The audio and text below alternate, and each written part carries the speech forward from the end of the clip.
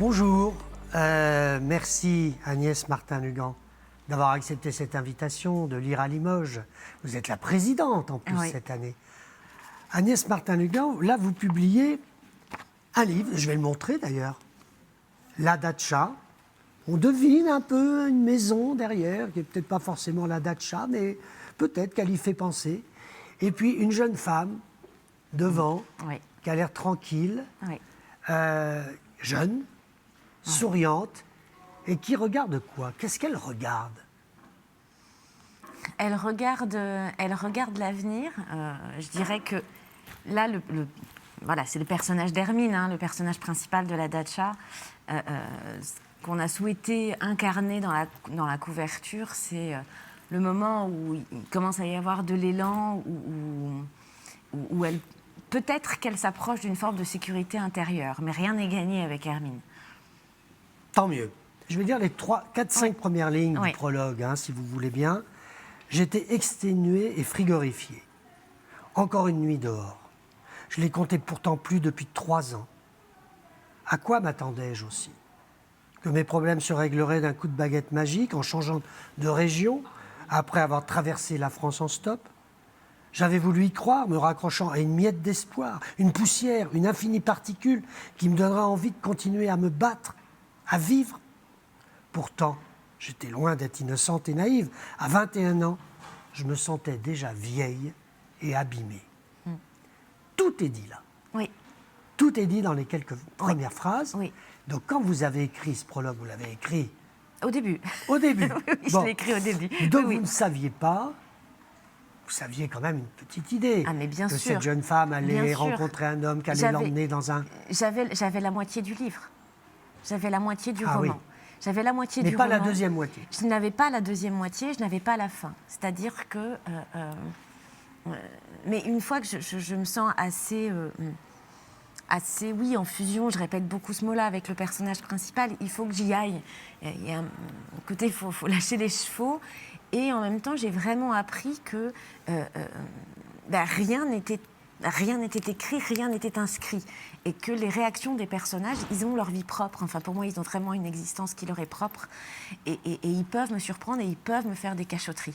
Et il y a eu, enfin voilà, dans la Datcha, deux dans personnages... les autres aussi, sûrement. Oui. Mais enfin, comme je vous le disais, les 3 derniers sur Une évidence, Nos résiliences et la Datcha, je ne connaissais pas la fin. Et c'est vrai que dans la Datcha, 2 personnages m'ont fait énormément de cachotteries où j'entretenais des conversations avec eux dans ma tête en disant mais enfin dis-moi qu'est-ce qu'il y a pourquoi tu me caches encore ça, c'est pas possible, je veux savoir. Hermine et moi, nous avons besoin de savoir. Et il se taisait. Agnès Martin-Lugan, j'ai interviewé Amélie Nothomb il n'y a pas très longtemps, qui m'a avoué qu'elle avait 13 manuscrits dans son tiroir et qu'elle en avait déchiré beaucoup. Oui. Est-ce que vous, ça vous est arrivé? Non.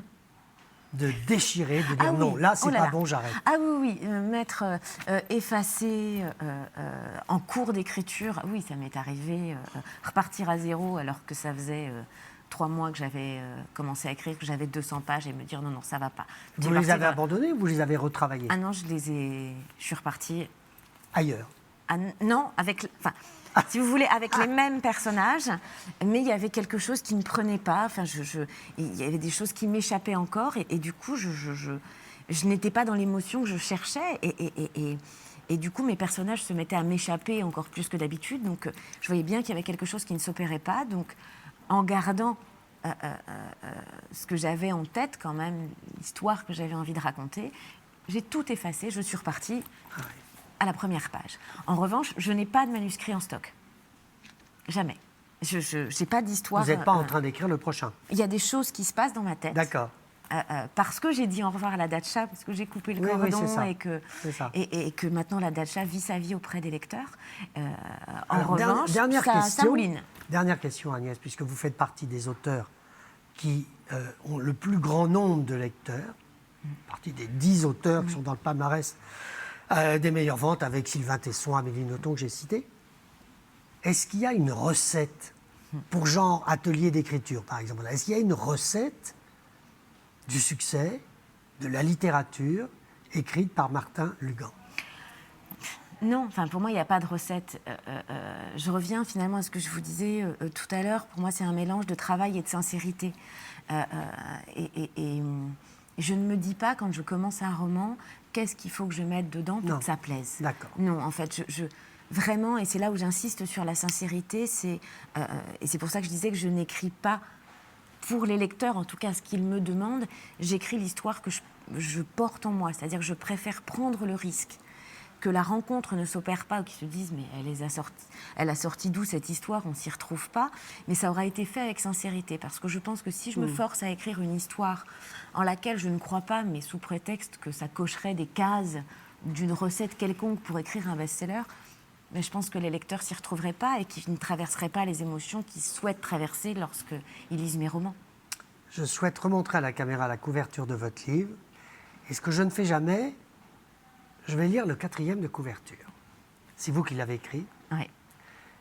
Et je ne sais, il y a eu un bandeau sur le livre, parce que des fois je reçois les livres oui, sans les il y bandeaux. avait le bandeau. Oui. Et qu'est-ce qu'il y avait sur le bandeau? Le nouveau roman d'Agnès Martin-Lugan. Alors moi, je trouve que ce n'est pas une bonne idée. Il fallait écrire « Et si le pouvoir d'un lieu était d'écrire votre histoire ?» Oui. Parce que cette phrase, elle parle à tout le monde. Oui. On a tous des lieux. Ou en tout cas, on les cherche. Où on les cherche, on où est on en en quête. rêve. On est en où quête. on en rêve, où oui. on les habite aussi. Il y a quand même, bon voilà. Oui. Et bien moi, ça m'a fait réfléchir. Je ne vais pas me mettre à écrire. Hein. J'ai trop vécu dans l'édition et dans la librairie pour avoir cette prétention. Mais je trouve ça formidable. Et si le pouvoir d'un lieu était d'écrire votre histoire? Oui. Alors, l'homme venait de me déposer dans un décor de rêve, dont je n'aurais même pas soupçonné l'existence. L'hôtel en lui-même était imposant, majestueux. Les pierres, les grands volets, les immenses platanes tout autour de la cour, la fontaine couverte de mousse, qui lui conférait un aspect féerique. Je ne tiendrais pas 2 jours. Je n'étais pas à ma place. Devais-je fuir immédiatement? Retrouver ma vie d'errance, dont je connaissais les codes, où je savais comment survivre, ou bien rester et tenter ma chance dans ce monde inconnu, étranger, mais qui exerçait sur moi une attraction aussi soudaine qu'incontrôlable. Pourquoi vous avez choisi cette 4e de couverture? Pourquoi? Parce que c'est la rencontre d'Hermine avec la Datcha, et c'est la rencontre qui conditionne sa vie finalement. Quand on rencontre Hermine dans les premières pages du roman, elle est en errance, elle a 21 ans, elle est à la rue pour survivre, elle est prête à tout jusqu'à la prostitution, et elle arrive à un point de non-retour. Le hasard l'a fait rencontrer Jo. À côté de la gare de Cavaillon, voilà, c'est déjà exactement. Pas l'endroit le plus rêvé du monde. Non, non, un troquet de gare, c'est pas toujours ce qu'on cherche. Hein, mais voilà, Hermine, elle rentre dans le premier endroit qui est ouvert pour essayer de se réchauffer un peu, sans trop savoir où elle va aller les 5 minutes qui vont suivre. Et sur sa route, elle croise Jo, le propriétaire de la Datcha, cet hôtel, qui lui propose d'être femme de chambre, en tout cas pour 6 mois. Alors là, vous allez trop vite, Agnès, parce que il y a un moment dans le début du livre, oui. On se dit, mais elle est gonflée, elle suit cet homme dont elle ne connaît rien. Elle a conscience, elle est méfiante. Hein, elle est abîmée, dit, comme vous le dites, elle est très abîmée, donc de toute façon, elle a 2 possibilités. C'est-à-dire que ou elle retourne à faire du stop sans trop savoir où elle va aller, ou elle accepte cette main tendue de cet homme bourru, dont elle ne sait rien, mais finalement qui, dans son regard, lui donne un soupçon de confiance. C'est-à-dire qu'elle n'est pas... elle se méfie, et elle a parfaitement conscience qu'on ne suit pas un homme qui propose d'être femme de chambre dans son hôtel, qu'on n'a jamais vu ni d'Ève ni d'Adam, et qui a des allures d'un vieux boxeur de 60 ans. Non, elle le sait. Elle sait d'où elle vient, donc elle sait qu'elle ne devrait pas le faire. Mais il s'appelle Jo. Il s'appelle Jo, et pourtant, quelque chose la pousse à tenter le truc et à le suivre. Alors là, le roman s'emballe. Oui. Il y a quelques phrases. Elle arrive dans cet hôtel. D'abord, elle est subjuguée. Et c'est un hôtel entre le Luberon et le Mont Ventoux. Oui. Une région qui est particulièrement agréable, Oui. avec des fontaines moussues, comme Oui. vous disiez, avec des platanes, avec du vent, avec de la chaleur, du soleil, avec des touristes Oui. qui viennent pour peupler un hôtel. C'est quand même bien. Et puis, il y a la femme de Jo qui est là, Oui. qui lui dit tout simplement « Je suis Macha Oui. ». Et Hermine dit « Je suis Hermine Oui. ». Et c'est « Bienvenue à la datcha Oui. ». Courte scène, Oui. mais qui ouvre tout le roman. Oui. Ce sont les deux. La rencontre avec Jo un peu plus tôt dans le troquet à Cavaillon et cette rencontre avec Macha, ces deux rencontres déterminent la vie d'Hermine. La sauve, très clairement, et ces deux êtres vont l'entourer de toute leur bienveillance et de leur confiance, et en même temps lui apprendre le travail, le goût du travail. Alors qu'elle ne connaît rien au départ. Hein. Ah non, Hermine, elle n'a rien. Elle n'a rien, elle ne sait rien, elle n'a aucune compétence, aucune confiance en elle. Voilà, elle veut juste avoir un toit et de quoi manger et de pouvoir se laver. C'est la seule chose qu'elle cherche, en fait, au début. Là, l'instinct de survie le plus primitif, oui. Finalement. C'est la seule chose qui la guide, alors qu'elle n'a que 21 ans. Elle a 21 ans. Elle sent des choses tout de suite, quand même, non? Immédiatement, il y a quelque chose qui l'enveloppe. Qui, en tout cas, elle se dit, tant que c'est comme ça, je vais en profiter. Enfin voilà, elle ne crache pas dans la soupe. Hein. Elle a la conscience des choses quand même. Hein. Donc, elle prend au moins ce qu'on lui offre au début, avec la conscience qu'un jour ou l'autre, il faudra peut-être payer quand même. Parce que comme elle le dit, les gens généreux, ça n'existe pas dans la vraie vie. Elle se trompe, mais elle va l'apprendre par la suite. Alors, on est quand même très influencé par l'époque moderne. Oui. On sent, moi qui ai découvert ce livre, qu'on se dit qu'il va y avoir un drame quelque part. Il va y avoir une violence, ou il va y avoir un mensonge, ou une trahison. Bien non, les beaux sentiments sont là. Mais bien sûr. Les beaux sentiments sont Oui. là, c'est quand même formidable. Elle se sent à un moment complètement une fille de substitution de Macha et Jo.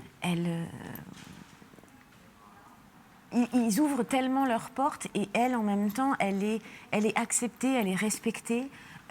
Avec son histoire, personne ne la force. Et en même temps, elle s'investit auprès d'eux. Elle prend soin aussi de Jo et Macha.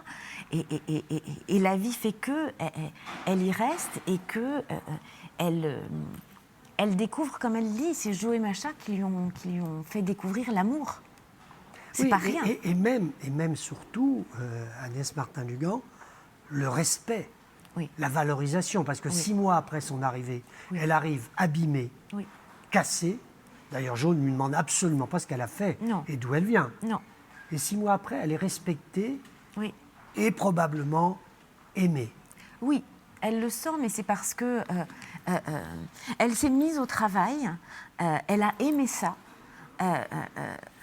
Et Jo et Macha l'ont vu, et en même temps, d'une certaine manière, elle a découvert une forme de vocation chez elle, parce que, alors même qu'elle ne sait pas ce que c'est que l'hôtellerie, les touristes, etc., elle a aimé prendre soin des autres. Et elle, qui ne connaît rien, on lui dit que ce qu'elle fait, c'est bien, et qu'elle sait bien faire ce métier qu'elle ne connaissait pas. Donc il y a une forme de paix, en fait, et la sécurité, en fait, la plus basique, apaise immédiatement Hermine. Juste de savoir qu'elle va avoir un endroit où dormir, quelque chose à faire, elle va manger. Ça, déjà, c'est la première sécurité pour Hermine. Et c'est ce qui lui permet de s'apaiser et de pouvoir aussi s'investir dans la datcha au tout début de son parcours là-bas. Je vous remercie d'avoir écrit ce livre parce que j'ai eu vraiment beaucoup de plaisir à le lire. Merci beaucoup. Merci Agnès Martin-Lugan. À très bientôt. À bientôt. Au revoir.